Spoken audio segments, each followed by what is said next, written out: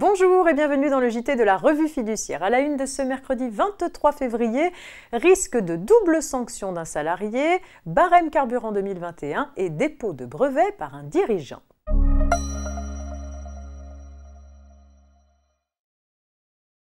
Les mêmes faits ne peuvent pas faire l'objet de plusieurs sanctions à l'égard du même salarié. Ce principe génère des contentieux, notamment lorsque le salarié estime avoir été déjà sanctionné une première fois pour les mêmes faits. Dans cette affaire, des griefs précis avaient été formulés à l'encontre du salarié avec la demande qu'il y remédie sans délai dans un compte-rendu d'entretien d'évaluation.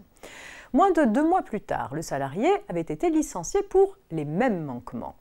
Toute la question était de savoir si le compte-rendu d'entretien d'évaluation constituait ou non une première sanction disciplinaire prenant la forme d'un avertissement. Si oui, le licenciement, fondé essentiellement sur les mêmes faits, était donc sans cause réelle et sérieuse. C'est ce qu'a considéré la Cour de cassation.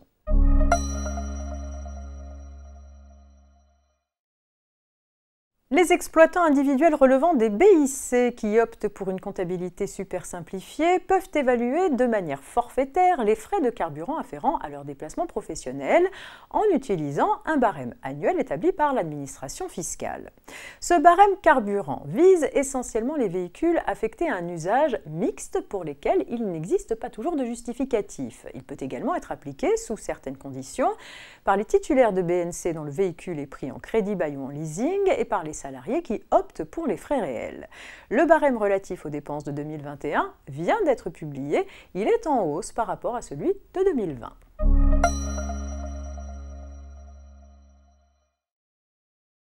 Et on termine avec une petite histoire de dépôt de brevet.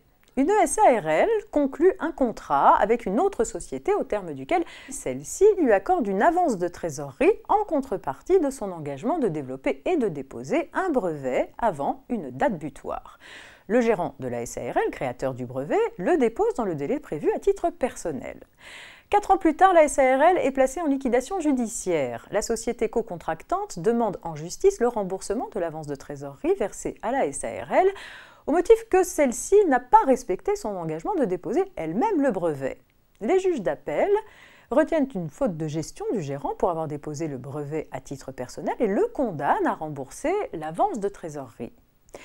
Les juges de cassation estiment au contraire que le gérant n'ayant signé le contrat qu'en qualité de représentant de la SARL, il n'était pas tenu des obligations qui en découlaient. Il était donc libre de déposer le brevet en son nom.